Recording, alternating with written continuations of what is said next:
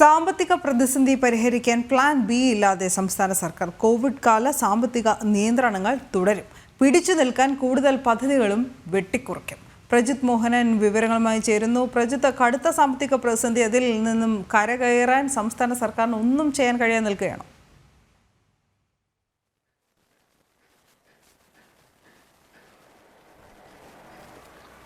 കഴിഞ്ഞ ബജറ്റ് അവതരണ കാലത്താണ് വലിയ പ്രതിസന്ധി ഉണ്ടായാൽ സർക്കാരിൻ്റെ കയ്യിൽ പ്ലാൻ ബി ഉണ്ടെന്ന് ധനമന്ത്രി കെ.എൻ. ബാലഗോപാൽ പ്രഖ്യാപിച്ചത്.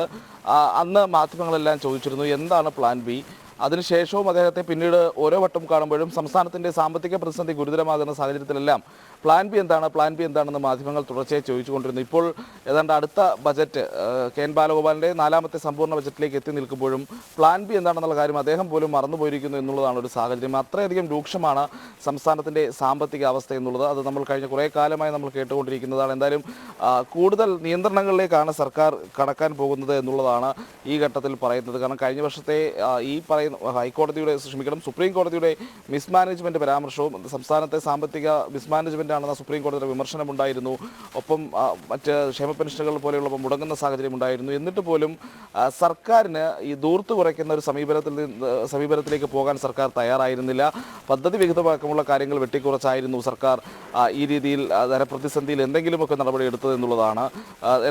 ഇപ്പോൾ നമുക്ക് മനസ്സിലാക്കുന്നത് ആസൂത്രണത്തിൻ്റെ ഭാഗമായുള്ള പദ്ധതികളിൽ ഏതാണ്ട് 40% മാത്രമാണ് പൂർത്തിയായിട്ടുള്ളത്. ബാക്കി പെൻഡിംഗായി നിൽക്കുന്നു. അതോടൊപ്പം കൂടുതൽ നിയന്ത്രണങ്ങൾ അടിച്ചേൽപ്പിക്കുക കൂടിയാണ് ഇപ്പോൾ സർക്കാർ ചെയ്തിരിക്കുന്നത്. അടുത്ത നവംബർ 8 വരെ കോവിഡ് കാലത്ത് ആരംഭിച്ച സാമ്പത്തിക നിയന്ത്രണങ്ങൾ അടുത്ത നവംബർ 8 വരെ സർക്കാർ ഇപ്പോൾ നീട്ടിയിട്ടുണ്ട്. അതുകൊണ്ട് തന്നെ സർക്കാർ ഓഫീസുകൾ മോടി പിടിപ്പിക്കൽ, പുതിയ വാഹനങ്ങൾ വാങ്ങൽ, ഫർണിച്ചറുകൾ വാങ്ങൽ ഇവയൊന്നും ഈ സമയത്ത് വേണ്ട എന്നുള്ളതാണ് നിർദ്ദേശം. നമുക്കറിയാം, മോട്ടോർ വാഹന വകുപ്പ് അടക്കം വാഹനങ്ങളുടെയൊക്കെ അപര്യാപ്തതയൊക്കെ ചൂണ്ടിക്കാട്ടി തങ്ങളുടെ പ്രവർത്തനങ്ങൾ നടക്കുന്നില്ല എന്ന് സർക്കാരിനെ പലവട്ടം അറിയിച്ചതാണ്. വനം വകുപ്പിന് തുടങ്ങിയിട്ടുള്ള സംവിധാനങ്ങൾക്കും അതേ പ്രശ്നങ്ങൾ നിലനിൽക്കുന്നുണ്ട്. പക്ഷേ അക്കാര്യത്തിലൊന്നും ഒരു നടപടിയും വേണ്ട എന്നുള്ളതാണ് ഇപ്പോൾ ധനവകുപ്പ് നൽകിയിരിക്കുന്ന നിർദ്ദേശം. അതായത് അടുത്ത വർഷം കൂടി സർക്കാർ നിയന്ത്രണങ്ങൾ തുടരാൻ തന്നെയാണ് തീരുമാനിച്ചിരിക്കുന്നത്. ആസൂത്രണ പദ്ധതികളുടെയൊക്കെ നടത്തിപ്പിലും ഈ പറയുന്ന രീതിയിൽ വെട്ടിക്കുറവുകൾ ഉണ്ടാകും. ഒട്ടനവധി പദ്ധതികളൊക്കെ വെട്ടിക്കുറയ്ക്കാനുള്ള സാധ്യത നിലനിൽക്കുന്നുണ്ട്. നമ്മൾ ഈ ക്ഷേമ പെൻഷൻ പോലെയുള്ള പ്രശ്നങ്ങൾ നമ്മൾ ആവർത്തിച്ച് പറഞ്ഞുകൊണ്ടിരിക്കുന്നതാണ്. ഏതാണ്ട് 5 മാസത്തെ ക്ഷേമ പെൻഷൻ കുടിശ്ശികയിൽ ഒരെണ്ണം മാത്രമാണ് നൽകാനായത്. അതോടൊപ്പം തന്നെ സർക്കാർ ജീവനക്കാരുടെ ആനുകൂല്യങ്ങൾ, ക്ഷാമബദ്ധ തുടങ്ങിയിട്ടുള്ള കാര്യങ്ങളൊക്കെ ഇപ്പോഴും പെൻഡിംഗ് ആണ്. 2021 ശേഷം ഒരു വർഷത്തെ ക്ഷാമബദ്ധ മാത്രമാണ് സർക്കാർ നൽകിയിരിക്കുന്നത്. പല തദ്ദേശ സ്വയംഭരണ സ്ഥാപനങ്ങളിലുമൊക്കെ ഫണ്ടില്ലാത്തതിൻ്റെയൊക്കെ പ്രതിസന്ധിയൊക്കെ നിലനിൽക്കുന്നു. അങ്ങനെ നിരവധി വിഷയങ്ങൾ ധനമന്ത്രിയുടെ മുന്നിലുണ്ട്. ആ സാഹചര്യത്തിൽ കൂടിയാണ് അദ്ദേഹം ഈ 7-ാം തീയതി അദ്ദേഹത്തിൻ്റെ 4ാമത്തെ സമ്പൂർണ്ണ ബജറ്റ് അവതരണത്തിലേക്ക് എത്തുന്നത്. അപ്പോഴും ഉണ്ടാകുന്ന പ്രധാനപ്പെട്ട ചോദ്യം എന്ന് പറയുന്നത് സർക്കാരിന് മുന്നിലുള്ള വെല്ലുവിളികൾ എങ്ങനെ മറികടക്കുമെന്നുള്ളതാണ്. കാരണം ഒരു തെരഞ്ഞെടുപ്പൊക്കെ അടുത്തിരിക്കുന്ന സമയമാണ്. തദ്ദേശ തെരഞ്ഞെടുപ്പ് ഈ വർഷവും നിയമസഭാ തെരഞ്ഞെടുപ്പ് അടുത്ത വർഷവും എത്തുന്നു. അപ്പോൾ ഈ ബജറ്റ് അവതരണത്തിൽ കുറച്ചുകൂടി ജനപ്രിയമായ പ്രഖ്യാപനങ്ങൾ ഉണ്ടാകേണ്ടതാണ്. പക്ഷേ സർക്കാരിൻ്റെ ഒരു സാമ്പത്തിക സ്ഥിതി വെച്ചിട്ട് അത്തരം പ്രഖ്യാപനങ്ങൾക്കൊന്നും നിലവിൽ സാധ്യത ഉണ്ടോ ഇല്ലയോ എന്നുള്ള കാര്യത്തിൽ നമുക്ക് സംശയമാണ്. കാരണം എന്ത് മാജിക് ആയിരിക്കും ധനമന്ത്രി കാട്ടുക എന്നുള്ള ചോദ്യങ്ങളൊക്കെ ഉയർന്നു കഴിഞ്ഞിരുന്നു. ഒട്ടനവധി പ്രതിസന്ധികൾ അല്ലെങ്കിൽ സർക്കാർ മറികടക്കേണ്ട കാര്യങ്ങൾ നിലനിൽക്കുന്നുണ്ട്. ഇപ്പോൾ ഈ ക്ഷേമ പെൻഷൻ്റെ വർധനവ് കൊണ്ടുവരേണ്ടതുണ്ട്. അതിൻ്റെ കുടിശ്ശികകൾ തീർക്കേണ്ടതുണ്ട്. സർക്കാർ ജീവനക്കാരുടെ ആനുകൂല്യങ്ങൾ അത് കൃത്യമായി വിതരണം ചെയ്യേണ്ടതുണ്ട്. ശമ്പള പരിഷ്കരണം നടപ്പിലാക്കേണ്ടതുണ്ട്.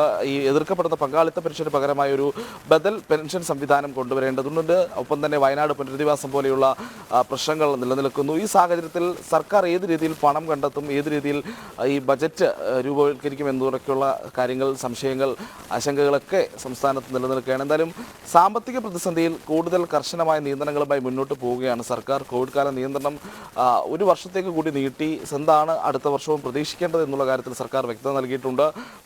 അതിനൊപ്പം തന്നെയാണ് ഈ കഴിഞ്ഞ വർഷവും നടപ്പ് സാമ്പത്തിക വർഷത്തിൽ 40% മാത്രം ഒതുങ്ങിപ്പോയിരിക്കുന്ന പദ്ധതി നടത്തിപ്പ് അത് അടുത്ത വർഷം അതിലും ചുരുങ്ങാനുള്ള സാധ്യത നിലനിൽക്കുന്നുണ്ട്. തദ്ദേശ സ്വയംഭരണ സ്ഥാപനങ്ങൾക്കടക്കം ഫണ്ടിൻ്റെ അപര്യാപ്തത മൂലം പല പ്രവർത്തനങ്ങളും ചെയ്യാൻ കഴിയാത്ത സാഹചര്യം, വിവിധ വകുപ്പുകളുടെ പ്രവർത്തനങ്ങൾ നിലച്ചിരിക്കുന്ന സാഹചര്യം, എക്സൈസിലും ഒന്നും ആവശ്യത്തിന് ജീവനക്കാരില്ലാത്ത പ്രശ്നങ്ങളുണ്ട്, മോട്ടോർ വാഹന വകുപ്പിൻ്റെ പ്രശ്നങ്ങളുണ്ട്, പോലീസ് സേനയിൽ കൂടുതൽ നിയമനങ്ങളും തസ്തികകളും ഒക്കെ ആവശ്യപ്പെട്ടുള്ള പ്രശ്നങ്ങൾ നിലനിൽക്കുന്നു. അവിടെ ഒന്നും സർക്കാരിന് കാര്യക്ഷമമായി ഇടപെടാൻ കഴിയാത്തൊരു സാഹചര്യമാണ് നിലനിൽക്കുന്നത് എന്നുള്ളതാണ്. എന്തായാലും കൂടുതൽ നിയന്ത്രണങ്ങളിലേക്ക് പോകുക എന്നുള്ളത് മാത്രമാണ് സർക്കാരിൻ്റെ മുൻപിലുള്ള ഏക പോംവഴിയായി നിലനിൽക്കുന്നത്. എന്തൊക്കെയാണ് ഇനി ബജറ്റിൽ ധനമന്ത്രി കാത്തുവെച്ചിരിക്കുന്നത് എന്നുള്ളതാണ് പ്രധാനപ്പെട്ട ചോദ്യം. അനു. ശരി പ്രജിത്ത്.